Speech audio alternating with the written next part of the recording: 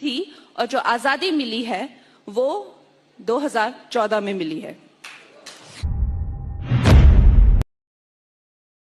Times now के summit का एक इंटरव्यू है जिसमें कंगना रनावत ये बयान देती नजर आ रही है कि हिंदुस्तान को आज़ादी 2014 के बाद मिली है, यानी कि जो 1947 में आज़ादी मिली थी वो असल आज़ादी नहीं थी, बल्कि असल आज़ादी 2014 के बाद मिली है।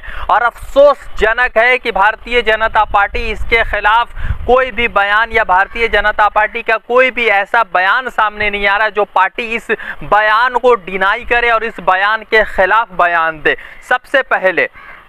सबसे पहले जो है समझना होगा कि कुछ दिन पहले ललन टॉप के एक इंटरव्यू पर रुचि पाठक ने जिस तरह से कहा कि देश जो है 99 साल के लीज पर है और कांग्रेस ने जो है 99 साल के लीज पर देश को आज़ाद कराया है ब्रिटिश से, यानी कि अंग्रेज़ों से या इंग्लैंड के लोगों से। मगर सवाल ये है कि पहले रुचि पाठक, अब उसके बाद कंगना रनावत कह रही हैं कि अब जो है देश जो है 2014 के बाद आज़ाद हुआ। तो सवाल ये है कि किस तरह से स्वतंत्रता सेनानियों की इज्जत, उनके बलिदान, उनके जो कार्य रहे हैं, उनका जो देश को लेकर जो प्रेम रहा है उसको किस तरह से जो है ठेस पहुंचाया जा रहा है। और भारतीय जनता पार्टी मुकम्मल तौर से खामोश, मुकम्मल तौर से तमाशाई बनकर बैठी है। सबसे पहले कंगना का ये वीडियो देखिए और उसके बाद आपको बताएंगे कि आखिर किस तरह से ये नफरत का नया माहौल और नफरत का एक नया बाजार जो है कंगना रनावत जो है लगाने की कोशिश कर रही है। Blood will flow, but it should not be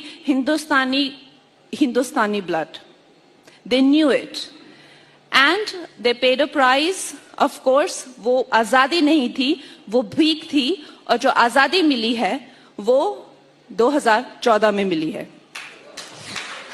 इसीलिए सब आपको कहते हैं कि आप भगवा हैं।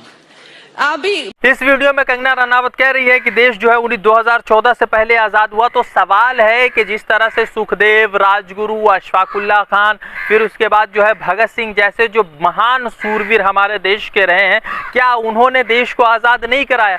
गांधी, सरदार वल्लभ भाई पटेल, नेहरू, फिर उसके बाद मौलाना मोहम्मद अली, मौलाना शौकत अली, ऐसे जो सारे लोग रहे हैं, ये क्या नहीं रहे हैं देश को आज़ाद कराने में? सवाल सबसे ज़रूरी ये है कि मौलाना अबुल कलाम आज़ाद जैसे लोग थे, क्या ये देश को आज़ाद कराने में नहीं लगे? तो क्या देश के खिलाफ जिस तरह का बयान दिया गया है, गांधी जी के जो कार्य किए गए उसको नकारा गया है, तो क्या सच में कंगना रनावत के ऊपर जो है गंभीर जो अपराध का जो मुकदमा जैसे यूएपीए, एनएसए वो नहीं लगना चाहिए?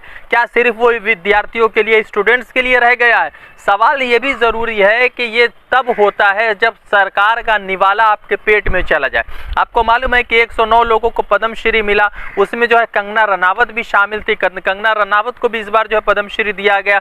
फिर उसके बाद जो है उससे पहले जो है मणिकर्णिका के लिए, उनकी अद्भुत अदाकारी के लिए जो है उनको नेशनल फिल्म अवार्ड से सम्मानित किया गया। तो जाहिर सी बात है कि नेशनल फिल्म अवार्ड जो है दिया जा रहा है कंगना रनावत को। और सोनू सूद जैसे लोगों को जो मसीहा बनकर आते हैं लॉकडाउन में, उनके घर पे आईटी का रेट्स पड़ता है, आईटी का रेट्स वहां पर होता है। और जो सॉफ्ट पॉर्न बना रही होती है कंगना रनावत, उनको जो है मिलता है पद्मश्री। तो सवाल ये भी है कि क्या भारतीय जनता पार्टी अपने ही हीरो जो वीर सावरकर को जो वो हीरो मानते हैं, सावरकर वो वीर वो लोग कहते हैं, तो क्या उसका जिस तरह से अपमान किया उस पर भी कोई कार्रवाई नहीं करेगी?